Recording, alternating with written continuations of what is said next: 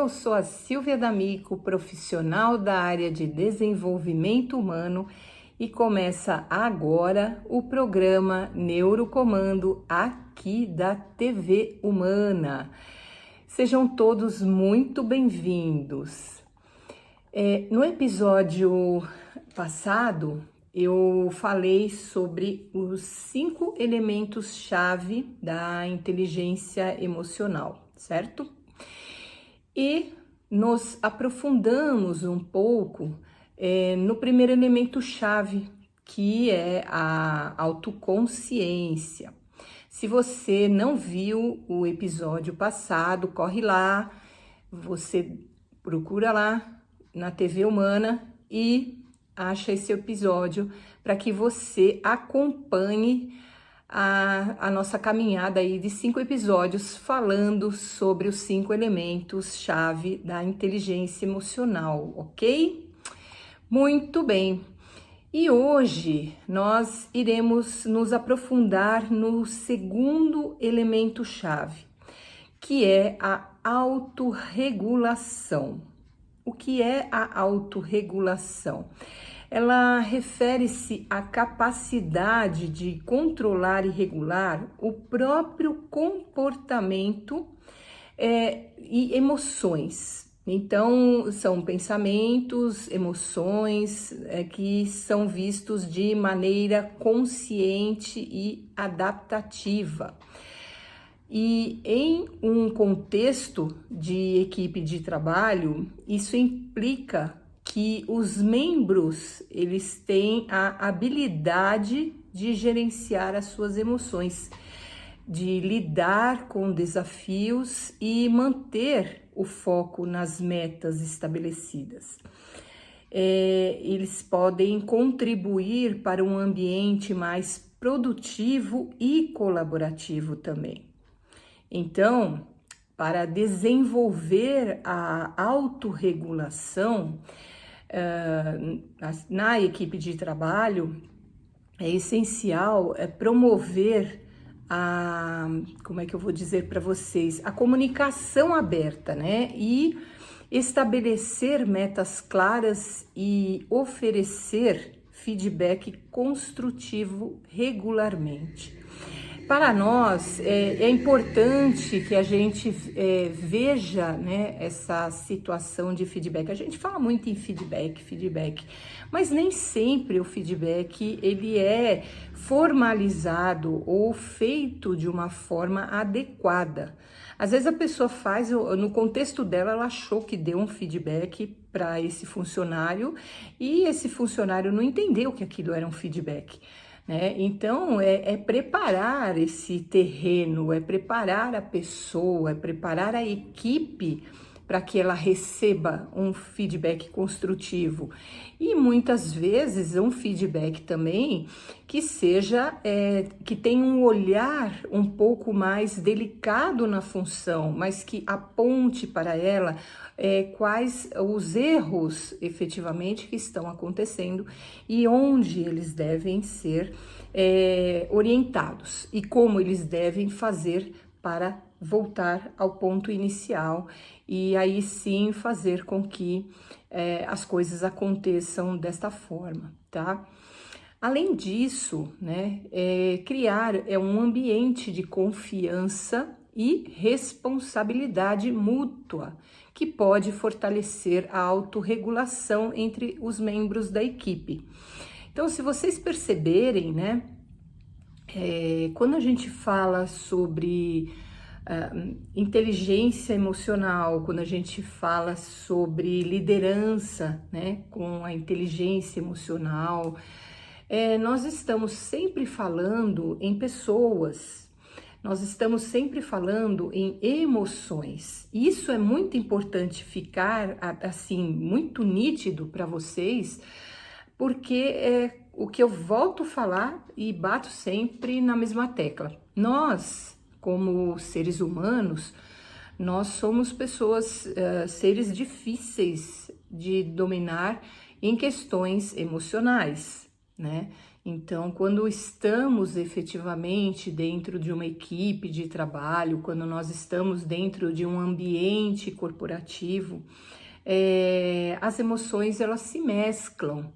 Então, a gente tem que ter um determinado tempo para conduzir todo esse processo, para que a gente possa passar a navegar junto com outros processos.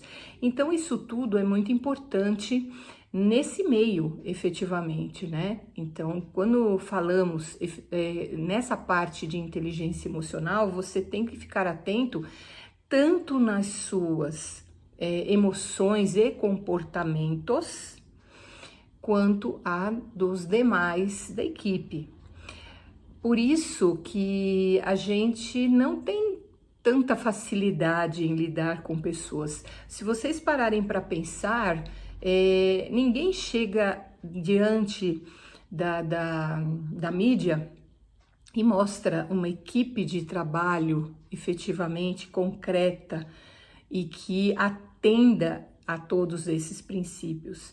Mas eu acho que chegou o momento, nós estamos nesse momento hoje, de poder construir um ambiente de trabalho, uma equipe de trabalho, onde a gente faça a diferença, onde a gente alcance efetivamente pontuações positivas em relação aos relacionamentos internos dentro da empresa.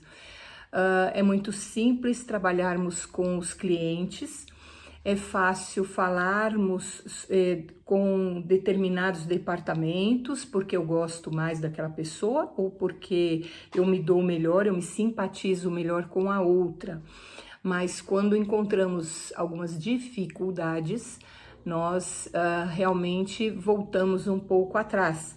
E quando a gente volta atrás na condução dos processos por conta de questionamentos ou muitas vezes por conta de emoções, né, que acabam nos atingindo, isso é uma coisa muito forte para se levar em consideração. Eu não posso deixar que a emoção do outro atinja a minha meta. Eu não posso fazer com que as minhas emoções atrapalhem a meta do meu colega. Então, esse olhar do todo, enquanto inteligência emocional, ele deve existir. E eu acho muito engraçado, se tem muitos artigos dentro do LinkedIn, as pessoas fomentam muitos assuntos, mas ao mesmo tempo eu paro para pensar e fico lendo, e aí ao mesmo tempo eu olho assim, eu falo assim, poxa vida, se tudo isso que é escrito fosse colocado em prática, nós estaríamos muito mais evoluídos efetivamente do que nós estamos hoje. Porque assim, dizendo a grosso modo, nós ainda estamos correndo atrás do próprio rabo. Porque a gente olha e fomenta sobre assuntos, mas a gente não conclui. O ser humano ele não consegue utilizar a mente dele para a conclusão de processos emocionais e processos que venham fazer parte do dia a dia das equipes. E você pode virar para mim e falar assim, mas Silvia, emocionalmente cada um tem uma forma de ser, sim. Porém, nós temos que conduzir essas formas, né, de uma forma com que a gente realmente conquiste as metas que as empresas nos propõem.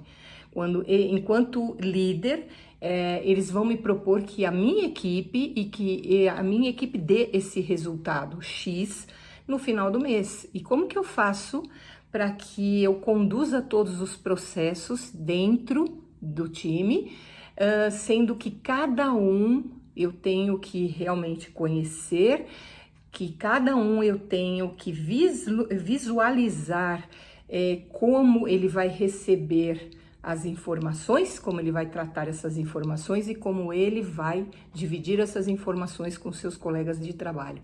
Então, quando falamos em inteligência emocional, aliás, um passo atrás, quando nós falamos em seres humanos, é algo bem complexo de se conquistar resultados. Mas muitas e muitas empresas conquistam. E por que será? Isso é um assunto para os próximos episódios, mas vamos dar continuidade então no nosso assunto de hoje, que é a autorregulação.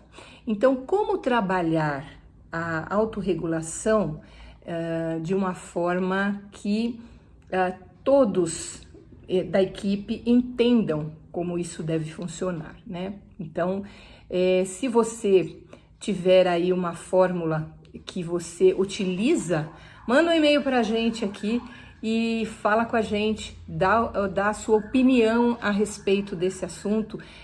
Eu acho muito interessante que as pessoas interajam com a gente aqui da TV Humana. Então, manda e-mail e a gente vai responder para vocês também, tá bom? E então, como que isso pode ser, né, trabalhado dentro da equipe, essa autorregulação? De uma forma que você possa promover essa autorregulação na equipe, envolvendo e estabelecendo metas claras, efetivamente claras. Tem empresas, pessoal, que às vezes falam assim, olha, eu quero chegar a 1 milhão por mês, ok, de que forma, com que, quais as ferramentas que nós vamos utilizar, ticket médio, o que? Então, o preparar de forma clara e informar isto ao funcionário. Isso é muito importante. E nós não estamos falando com qualquer pessoa, nós estamos falando com um ser humano. E aí é onde nós temos que entender este outro lado. Sempre, você sempre vai ter que colocar o ser humano à frente, independente dos comportamentos que ele tenha. Mas ele é um ser humano, então ele está se desenvolvendo. E pode ser com a idade que for, você sempre vai estar se desenvolvendo, certo?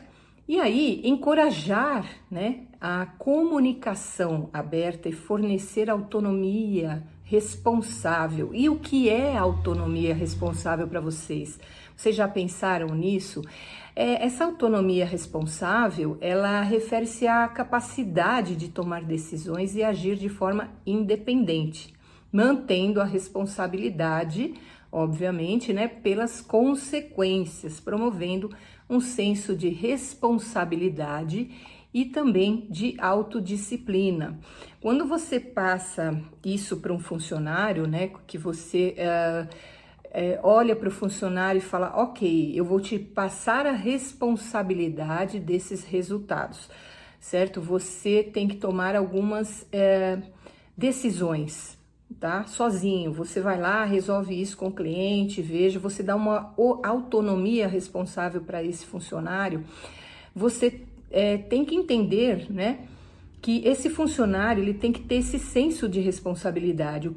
Como que ele vai trabalhar isso efetivamente, né? Então você não pode largar o assunto na mão dele e, né, eu vou delargar, eu vou passar esse assunto e você se resolva. Não, você tem que fazer, enquanto líder, você tem que fazer o acompanhamento do processo. E enquanto este processo estiver acontecendo até que o resultado chegue, você realmente tem que acompanhar e ir dando apoio a este funcionário e para que ele chegue realmente nesse resultado. Ele chegando, ele vai conseguindo ter esse senso de responsabilidade até que momento, até que ponto ele pode fazer alguma coisa. Até onde eu estou responsável por fechar um negócio. Até onde eu estou responsável por dar um desconto para o cliente no produto. É bem complexo, mas ao mesmo tempo as pessoas têm que ter essa responsabilidade. Se o funcionário não tiver responsabilidade nenhuma, em momento nenhum, dos processos dele, ele passa a ser só um funcionário que vai fazer o que precisa ser feito. Olha, você pega daqui, põe aqui, volta para cá. E não é isso. Ele tem que participar do processo, ele tem que entender de onde que veio por onde passou, chegou nele, para onde ele vai enviar isso e como que ele vai fechar o negócio. Como que ele vai entregar essas metas, de que forma ele vai entregar essas metas. Então, isso é muito importante. Todo colaborador dentro de uma empresa, o sonho deles é realmente ter comunicação clara, né? E quando se fala numa comunicação clara, você define expectativas, né? Você promove autorresponsabilidade, você incentiva resoluções colaborativas e você faz com que eles resolvam os problemas, né, de uma forma que eles possam se fortalecer e fortalecer a autorregulação nesse momento, que faz parte do elemento chave aí da inteligência emocional. Então, enquanto líder, você tem que fomentar isso junto ao seu colaborador. Para cultivar, né, uma cultura de autorregulação entre os funcionários, você tem que, é fundamental, né, que você promova essa autonomia responsável que nós já falamos aqui e também que você defina as expectativas, né, dê clareza para elas, forneça treinamento para esses colaboradores, né, a treinamentos adequados para que eles cheguem até este resultado e encorajem a comunicação aberta e reconheça também a responsabilidade individual. Quando você está num time, você tem lá 5 pessoas dentro da área de vendas, dentro desse time, você sabe quais são